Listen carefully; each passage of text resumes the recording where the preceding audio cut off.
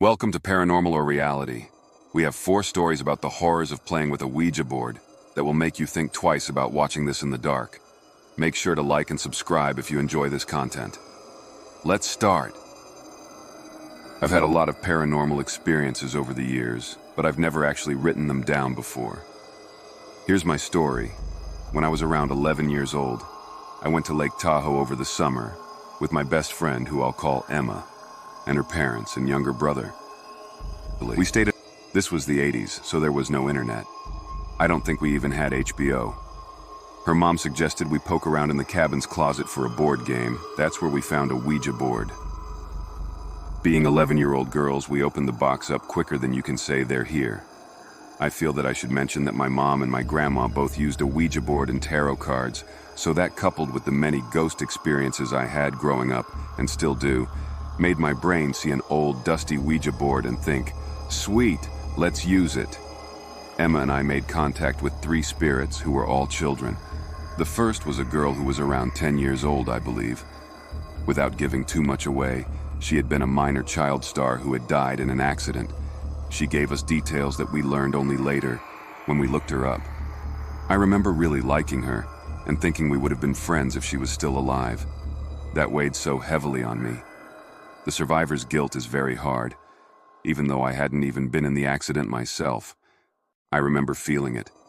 Yet the vibe from her was so loving and pure, like a regular kid, but also a literal angel.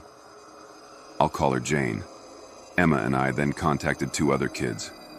I don't remember their names, but the boy was older, maybe around 12 or 13, and had died in the 1970s or early 80s from what we could guess.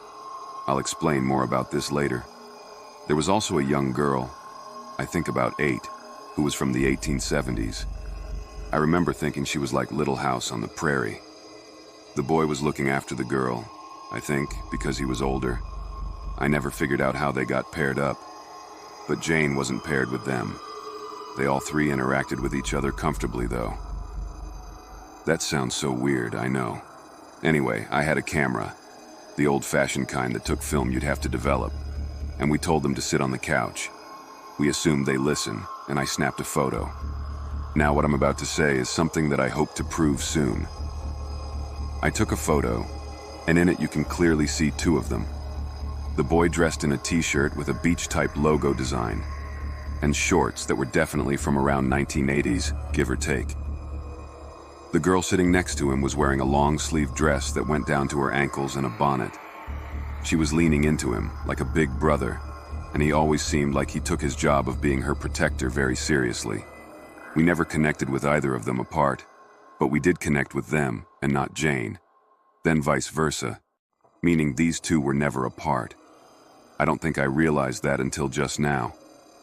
I showed the photo to my mom, and she took it for safekeeping. I never found it. My hope is that I somehow saved the negatives of the film, so I can have them printed again. If I find it, I will share it here, but I've honestly looked off and on throughout the years and haven't found it yet. I know this is a huge claim, so ignore it if you're skeptical. I totally understand if you want to see proof if someone said they had a photo of this. I get it. That's why I'm saying I understand if you doubt me. I hope to prove it to you, though. Because this photo was so clear, they didn't look like actual people, but they're definitely spirits. The amount of detail that was visible was astounding, if I remember correctly. I want nothing more than to find this photo again. Anyway, our trip ended, and we said goodbye to them. We were both really sad since we became friends with them, as much as you can when you're 11 years old, armed with a Ouija board and a dream. A year or so later, another friend of mine got a Ouija board. I was a terrible influence. I see that now. This time I called for Jane, and we connected with her. I tried to check up on her every so often over the years. My heart broke for her. It still does. It was different with Jane than with the other 2 spirits. They all resonated love, and I felt a strong sense of protection from them. We used the Ouija board all the time during that trip. I remember them telling us that bad spirits were trying to get through, but they were blocking them out.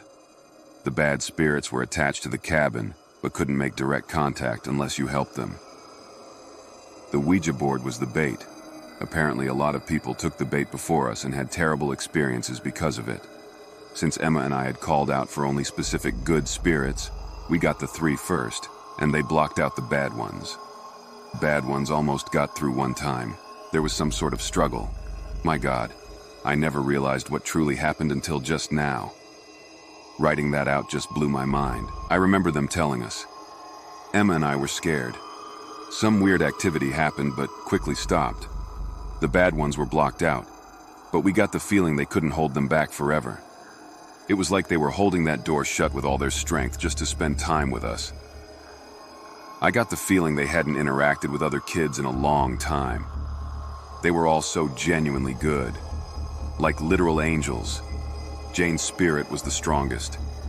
She had a brighter white light, like literal starlight, around her. I later learned she was quite the philanthropist and little activist. I still feel like she would have made a lot of change had she still been alive. I'll never understand why she was taken from this world with a light that bright. It's so hard to explain. The other 2 were lights as well, but seemed like ghosts to me. Jane's whole presence was stronger somehow. Her energy and love were so strong, it was palpable. I sometimes wondered if the world just wasn't ready for her yet. I haven't spoke to her in years, but I sometimes feel her in my darkest times. About 15 years ago, my old high school group decided to contact my friend, Ben's biological dad, that had recently died before he got to know him. Now, Ben was absolutely wild. He wasn't scared easily. My high school sweetheart was with us, and he was absolutely terrified. I owned a Native American necklace that had items placed in it for protection from spirits. To help ease his anxiety, I placed the necklace around his neck. We partook in the devil's lettuce and started our session giggling. I was not a believer that Ouija boards worked, but it didn't bother me a bit that we decided to do this in an abandoned church deep in the woods either. Only my boyfriend was terrified, which caused my friends to tease him mercilessly. The board was set up and we got serious. We just had no idea at the time how serious this was about to become. As the planchette moved to spell his father's name, I smiled, thinking this was his method of closure. He was clearly doing it because he had refused to share the name beforehand, but looking into his eyes, I saw something I'd never seen before. It was fear. I can't remember how it all went down, but suddenly the board was spinning, then it spells out murder. I was starting to feel very cold even though it was summer. That's when it all went to downhill. We were shaking uncontrollably, even toppling over. We were in a back room that was essentially empty, but we ripped open the door to discover the church benches toppling over. It started a massive panic to get out of the building. As I was running, I realized my boyfriend was not with us in the woods. I turned back right as Ben and a few others pulled off in their cars. Once I re-entered the dilapidated church, my boyfriend was stuck, literally stuck to the floor screaming. The building was still shaking. It was ice cold and it felt like a sock had been shoved in my mouth. I remember my best friend helping me carry him out of the building. Within a second, he had his wits about him, but refused to talk about what happened. He looked like he'd just been through battle. He opted to keep my protection necklace on, citing that the demon may follow one of us. We never really talked about what happened. That was very strange for my friend group. We knew it wasn't an earthquake because we lived just an hour below the Blue Ridge Mountains of Appalachia. We never get quakes that could move furniture. To be honest, I felt something dark always around me until I got cleansed 11 years ago, after this experience happened. I don't know what we released or even a clue how that could have been a natural event. Something threw those church benches around that back room, not sure what it could have been. We never went back to find out. Back on Halloween night 2019, I was at a party with my friend Alex, and a couple of his friends. We were all having a good time jamming out to spooky Halloween music. We had all been partying pretty good. Some of us were getting tired, but we wanted to play a board or card game or something to end the night with. One of Alex's friends, Lexi, suggested we do a Ouija board, like in the movies. She said, "Now I grew up in a pretty standard Christian home and was always warned around Halloween time every year. Stay away from Ouija boards, they are evil, but I didn't really buy into it very much. Well, none of us actually had a Ouija board or knew where to find one, so Lexi suggested we just make our own. So of course, being dumb teenagers, we just looked up a design and took a Sharpie to draw one up, using an old guitar pick as a pointer. We sat down and started asking it questions. At first the questions were stupid, like, which one of us is the dumbest? Which one of us will make the most money after high school? Just dumb questions. We would get just a bunch of NOs like the board was annoyed or something. Well, after a while of asking dumb questions, Lexi thought it would be a good idea to kick it up a notch. She asked the board if there was anyone who would like to talk to us. Then the whole mood in the room changed. It felt colder, and everyone for some reason felt uneasy. The pointer slowly moved over to yes. Almost everyone felt super uncomfortable, but one of our friend Mike wasn't convinced. He thought someone was just moving the pointer to scare everyone. Mike decided to conduct a little test and asked the board to name a dead relative that no one in the room knew about. Right then and there, the board spelled out, Eleanor. Everyone started freaking out, because we all knew Mike's grandmother name was Irene. Apparently, Eleanor was his great-aunt, who had passed on before his mom had died. At that point, we were all scared and asked what the board wanted. The board started spelled out extremely vulgar obscenities with weird words no one knew. We quickly said goodbye and ended the session. We turned on the lights. Everyone was so freaked out. We threw out the board. None of us have touched the board since then. When I was 15 years old, the movie Paranormal Activity came out. My friend and I decided to play with a Ouija board. We spoke to this guy named Frank. I remember he used to say messed up things like, "My mom is standing behind you, she wants to hurt you." It was just weird, crazy stuff, but my friend and I both thought we were playing tricks with each other. A few weeks later, I was sleeping in bed, when all of a sudden my graduation bear from 8th grade fell on my head. The teddy has sat there for years without being moved. Also, I had a dresser with a mirror at the end of my bed. When I woke up, I looked directly into my mirror. That's when I saw a girl brushing her hair in front of my dresser. I rubbed my eyes numerously times, but instead of her disappearing, she became clearer.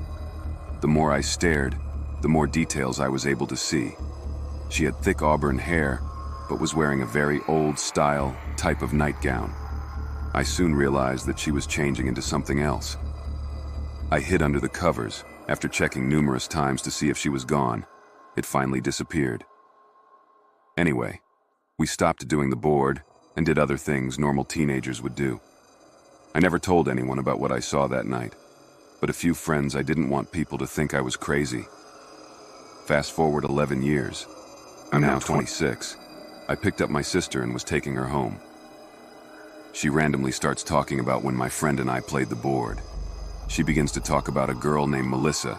She said, "I swear you brought something into the house." I shrugged my shoulders and said, "Why do you think that?" She said, "We used to wake up seeing a girl brushing her hair in front of us." I slammed the brakes and turned my head towards her. She said, "Yeah, she didn't say or did anything but just brush her hair." Then I fessed up that I saw her too, but I thought I was dreaming. Anyway, we both haven't seen her for many years, which I consider lucky, since I don't want anything in the house. I must admit it does still freak me out. I really hope I don't ever see her again. Thanks for tuning in. Watch another video if you dare.